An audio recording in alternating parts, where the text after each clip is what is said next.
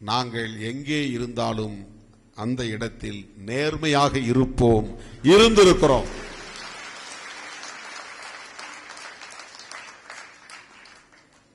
இப்ப ஒரு கருத்து சொன்னேன், ஏன் இவங்க ரெண்டு பேரும் ஒன்னா இருக்க கூடாதுன்னு.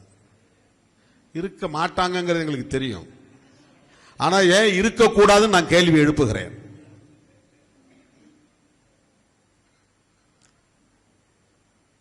ஏன்னா இந்த பலவீனத்தை பயன்படுத்தி இன்னைக்கு திமுக தனிமைப்படுத்தப்பட்டிருக்கிறது, அதிமுக சிதறிக் கொண்டிருக்கிறது, திராவிட அரசியலின் எதிர்காலம் கேள்விக்குறி ஆகிக் கொண்டிருக்கிறது. பெரியார் அரசியலின் எதிர்காலம் என்னவாகும் என்கிற கவலை அதிகரிக்கிறது. இந்த இடத்தில் வி த லீடர்ஸ் அப்படின்னு ஒருத்தர் கட்சி தொடங்கி இருக்கிறார். வி த லீடர்ஸ் இங்கிலீஷ்ல. அவர் ஐபிஎஸ் படிச்சவர். யாருன்னு உங்களுக்கு தெரியாது. வி த பீப்புள் அப்படின்னு நாம கான்ஸ்டிடியூஷன்ல படிச்சிருக்கிறோம். மக்களாகிய நாங்கள், we the people of India, இந்திய மக்களாகிய நாங்கள். வினா நாங்கள், த பீப்புள்னா மக்கள். இவர் வி த லீடர்ஸ் ஆரம்பிக்கிறார். லீடர்ஸ்னா தலைவர்களாகிய நாங்கள் அப்படின்னு. அவர் போய் கவர்மெண்ட்ல தான் ரிசைனேஷன், வாலண்டரி ரிட்டையர்மெண்ட் எழுதி கொடுப்பாங்க. அதை அவங்க மேல எதுவும் அலிகேஷன்ஸ் இல்லைன்னா விஆர்எஸ் ஏத்துக்குவாங்க. ஏத்துக்கிட்ட பிறகு பணியை விட்டு அவர் வெளியே வந்துடலாம். இது அரசு பணியில் தான் நடக்கும். இப்ப நான் எம்பி எலெக்ஷன் நிக்கிறதுக்காக போய் ரிசைனேஷன் லெட்டர் கொடுக்க போனேன். எங்க டைரக்டர் என்ன சொல்லிட்டாரு, நோ நோ நோ அப்படிலாம் தர முடியாது, இன்னும் ஒரு டிபார்ட்மெண்டல் என்கொயரி உங்க மேல இருக்குது, அதை முடிச்சுட்டு தான் போகணும் அப்படின்ட்டாரு. மூப்பனார் கூப்பிட்டு ஹோம் செக்ரட்டரி பேசினார். ஹோம் செக்ரட்டரி கூப்பிட்டு டைரக்டர் பேசினார். அவரு உடனே பதறி அடிச்சுக்கிட்டு, ஐயோ திருமாவளவன் வாப்பா வாங்கிட்டு போ ரிசைனேஷன் லெட்டரை, நான் ஏத்துக்கிட்டேன் என்று என்னுடைய பதவி விலகல் கடிதத்தை ஏற்றுக்கொண்டு இவர் இந்த தேதியில் இருந்து, இந்த நிமிடத்திலிருந்து இவர் இந்த அரசு பதவியிலிருந்து விலகிவிட்டார் அப்படின்னு சான்றிதழ் கொடுத்தார். இது அரசு பணியில் விலகுவதற்கு கடிதம் போட்டு அனுமதிக்கு காத்திருக்கணும். கட்சியிலிருந்து விலகிறதுக்கு ஏன் இவர் போய் டெல்லியில உட்கார்ந்து இருந்தாரு அண்ணாமலை? வெளியே பிரஸ் மீட்ல சொல்லிட்டு போக வேண்டியதானே, நான் இப்ப பிஜேபியில இல்ல, தனியா கட்சி தொடங்க போறேன் அப்படின்னு சொல்லிட்டா முடிஞ்சு போச்சு. ஆனா இவர் டெல்லியில போய் கடிதம் கொடுத்துட்டு மோடி, அமித்ஷா இவர்களெல்லாம் பார்த்து அவங்க அதை படிச்சு பார்த்துட்டு அதை ஆராய்ச்சி பண்ணிட்டு, உங்க லெட்டர் அக்செப்டட், நீங்க இனிமே போகலாம் வெளியே. யாராவது எந்த உலகத்திலேயே நடக்குமாப்பா?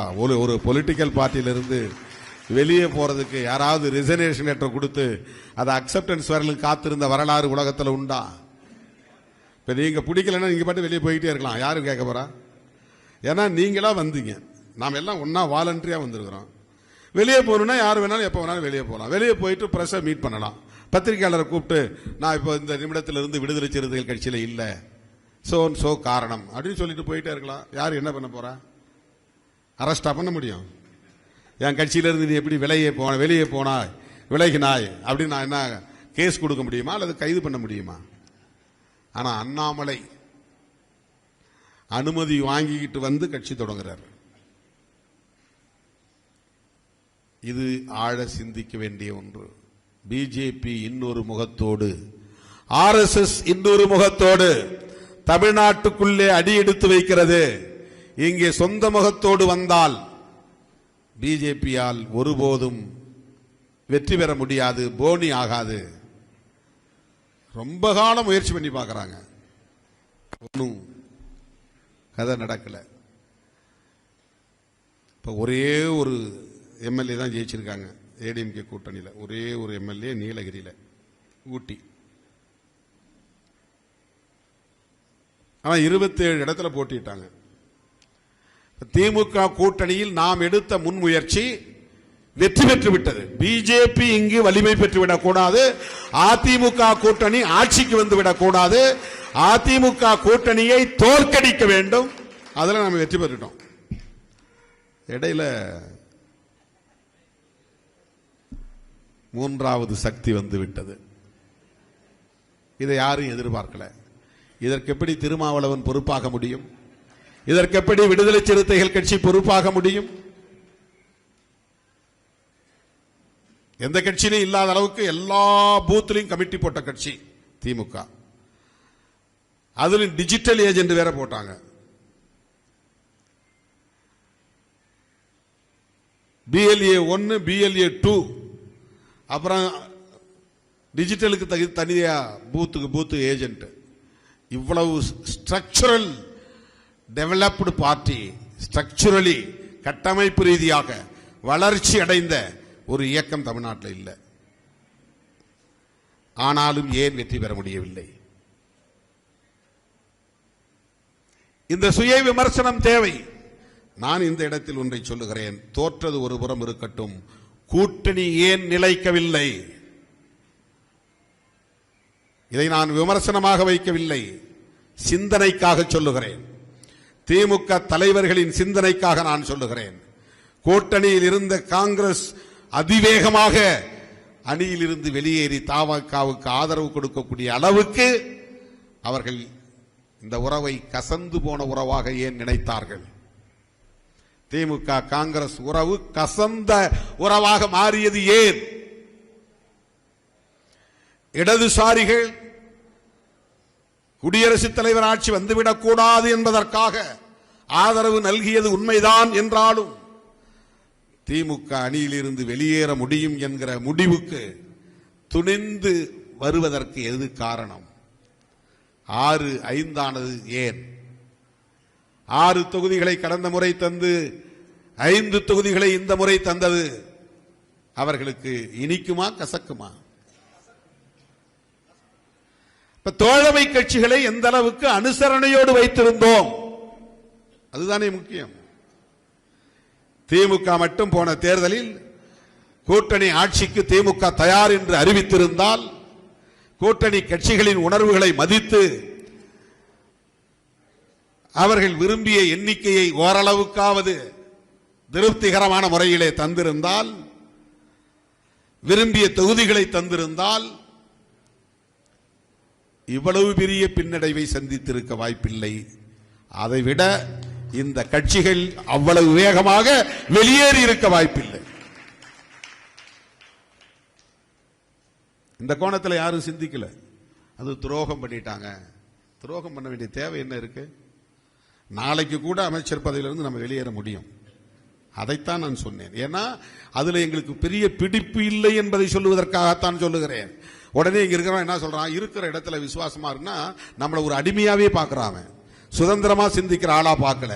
இங்க இருந்தா இங்க விசுவாசமாயிரு, அங்க இருந்தா அங்க விசுவாசமாயிரு. அதுக்கு என்ன பொருள்? நீ சுதந்திரமாக சிந்திக்க கூடாது, சுதந்திரமாக முடிவெடுக்க கூடாது. இது என்ன போக்கு? இது பதவிதான் முக்கியம் என்றால் அதை தக்க வைத்துக் கொள்ளுகிற அணுகுமுறைகளை தானே யாரும் எடுப்பார்கள். நான் டிவிக்கு சப்போர்ட் பண்ணிட்டேன், மினிஸ்டர் பதவியை நாங்கள் வாங்கிட்டோம். சோ இனிமே நாங்கள் டிவிகே தலைவரை, டிவிகே கட்சியை புகழ்ந்து பாடிக்கொண்டே இருப்போம் அப்படின்னு தானே ஒருத்தன் சராசரி மனிதன் முடிவெடுக்கணும். ஆனால் அதை தாண்டி பிஜேபிக்கு எதிராக எல்லா கட்சிகளும் ஒன்று சேர்ந்து இங்கே இயங்க வேண்டும் என்கிற பார்வையை திருமாவளவன் முன்வைக்கிறான் என்றால் இந்த பார்வையை நீங்கள் பாராட்ட வேண்டாமா? வரவேற்க வேண்டாமா? ஒரு அட்டாச்சா இல்லாம ஏன் இப்படி பேசுறான் அப்படின்னா, அவன் என்ன நினைக்கிறான்னா, ஏதோ மறுபடியும் இங்க திமுகவோட ஒட்டிக்கொள்ள முயற்சி. என்ன திமுகவோட ஒட்டிக்கொள்ள வேண்டிய அளவுக்கான தேவை என்ன வந்தது? ஒரு மீனிங்லெஸ், அர்த்தமில்லாத ஒரு விமர்சனம் அது. நான் என்ன சொல்றேன்னா, நீங்க 2 பேரும் தேர்தலுக்காக மோதிக்கொண்டாலும் கூட பிஜேபி உள்ளே நுழைவதற்கு இடம் கொடுத்து விடாதீர்கள். இதான் நான் அலர்ட் பண்றேன். தமிழ்நாட்டு அரசியலில் தவேகாவுக்கு எதிர்நிலையிலே இருப்பது பாஜகவாக இருந்துவிடக் கூடாது, அல்லது அண்ணாமலையாக மாறிவிடக் கூடாது என்பதுதான்.